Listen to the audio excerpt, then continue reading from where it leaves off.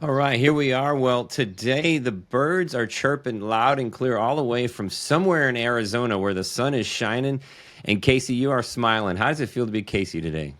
Man, it is good. You're right. I'm outside, get to work, I'm on the road away from the family today, but I can't complain. It's sunny and I'm getting to do what I love, so I can't Yeah. complain. Yeah. So the travel time is good to get away, but it's hard to get away sometimes too. Do you have kids? Yeah, four boys, actually. Woo, four boys. That's a house full of fun. What are the age ranges? Yeah, we 11, 9, 6, and 2.5. Oh, perfect. Perfect. Well, great time. Well, thank you for having us on your calendar today. We're excited to learn more about you and your background and your experience and start talking about real estate right out of the gate. So tell us a little bit about professionally where you were and where you're at today. Yes. Yeah, I probably similar to a lot of your audience, right? I worked my W-2 for a long time, actually. So 2010 is okay. So I bought my first rental property in 2010 when I was going to school at the University of Wyoming. My degree was I got a master's in petroleum engineering, and yeah, I did that. I went to work for Shell in 2011 as a drilling engineer. So it was really cool. I had a sweet gig of well, all the engineers, right, we come in the office, but they send us all out to the field to really go learn the operations. And typically we have to go out there for a year. But when I got out there, we would spend 2 weeks on a drilling rig, and then we'd have 2 weeks off. And when we were off, you didn't have to answer a cell phone, open a computer, like you were off. So I was able to start buying rental properties, fixing and flipping deals.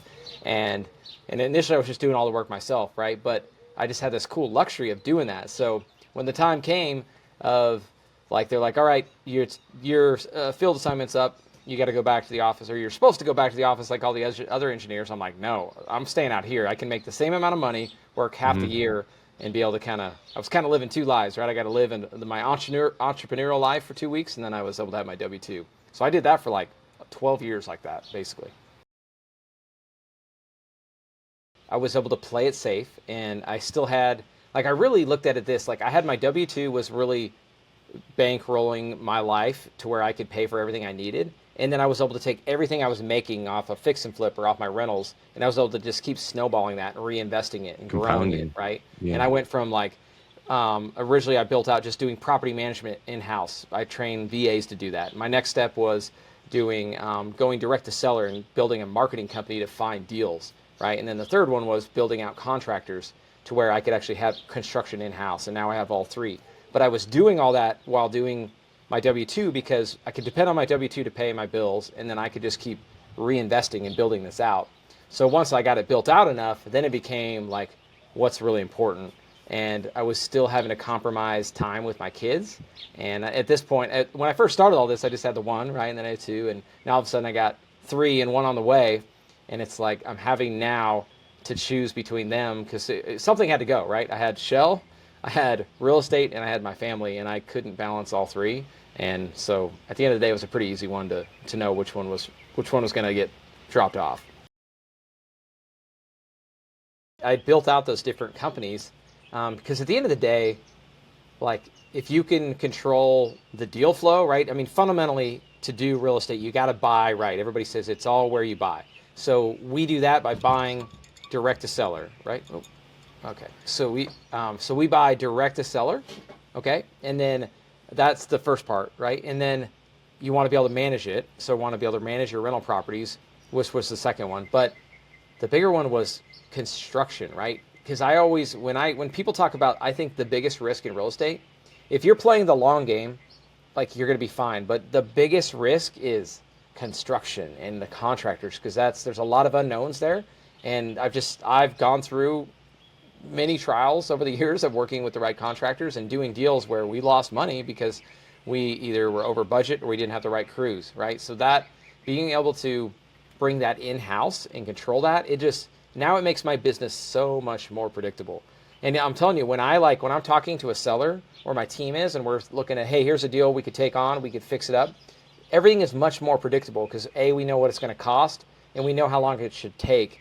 And it completely separates me from most other people who are trying to go get another deal. And they're like, well, now we got to go find a contractor. Hopefully he'll come to our job and put us on his list and put us on a schedule, versus we're like, we know it, it's predictable, and it allows us to really scale.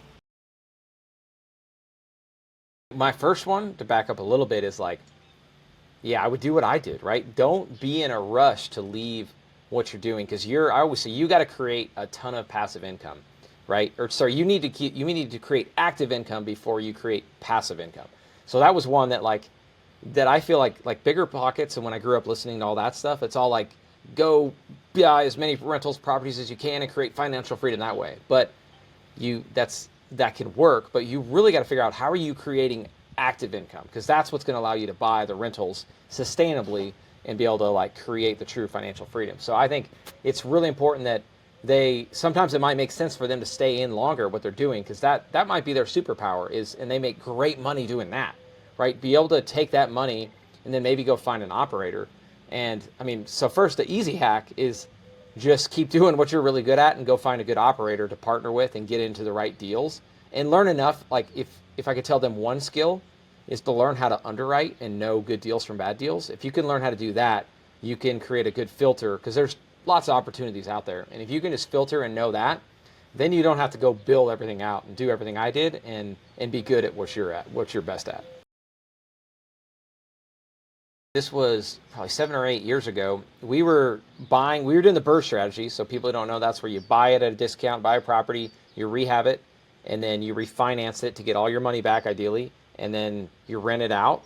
But because you refinanced it, you get all your money back, so you can go do it again. So we were doing that really successfully. And actually, I thought at this point I was ready to leave my W-2 job. We'd actually just moved to Dallas-Fort Worth, and I was excited. I was like, all right, now I'm going to exit oil and gas, and I can do this full time. But what I didn't realize is we still had, there was a lot of hard lessons we still had to learn. We had this kind of false sense of, we've got this, right? Because we had a good general contractor, and we were finding good deals at good price points. We're like, we got this, let's scale this. So we started doing higher end flips, and we figured those higher end flips will generate more cash that we can turn in and continue to feed that into the business and keep growing it and compounding it, right? But in reality, we still we scaled too fast, right? We didn't focus on what we were best at, right? We were doing really good at these lower end price points and they were a lot safer. So I learned an incredible lesson of, one, always have 2 exit strategies, right? On the lower end houses, if those don't work out as a fix and flip, you can keep them as rentals.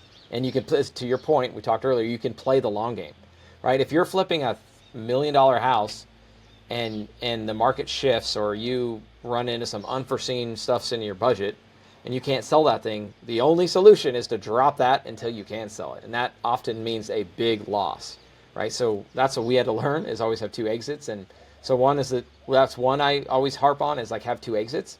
And the other thing I do is we now just structure our flips a little bit differently, where we pay I won't go too much into the details, but when we flip a house, we call it the revive method.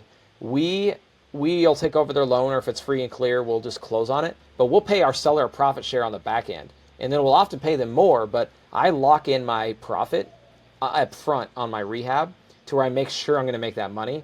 And that way, if I'm flipping that $1 million house and now something happens, I can drop my price significantly, because that's really just coming out of my seller's back end profit. And they know this going up front, right? But I'm mitigating my risk on a high-end house to where, because again, yeah, I've done that. When you scale too fast and you're flipping big high-end houses, you don't want to be there if you can't sell that thing. So it's 2 ways we mitigate it. I played all the sports. I actually played college football in Montana. And yeah, I still draw on that, right? As far as even like being a leader, right? And how you can inspire your team. But I think what I'm probably most excited about going forward is being able to help more people achieve financial freedom. So one of my big goals is to help, like an immediate one, is to help 100 families achieve financial freedom. Because you guys heard a little bit about my story, and I was able to make that decision to choose my family over work. And I went, especially like I compare it to like our industry in oil and gas, where it's very volatile, very up and down, right? Like my goal has been to help more of those people to where they can start building what I did on the side, or medical professionals, doctors, right? Even especially with this world of AI and all that's changing, right? And trying to hedge your risk. It's like, I want to help them invest in real estate, create financial freedom, right? So they can hedge their bets. But back to the coaching and back to the sports thing, it's like, I just love helping people, and I love coaching my kids, right? I love being able to be involved in that. But that same sort of satisfaction you get in helping and coaching a young kid or a young athlete, being able to help adults start to get on their path to building, just like you're doing, right, Brett? Like being able to help people, I don't know, it's so satisfying.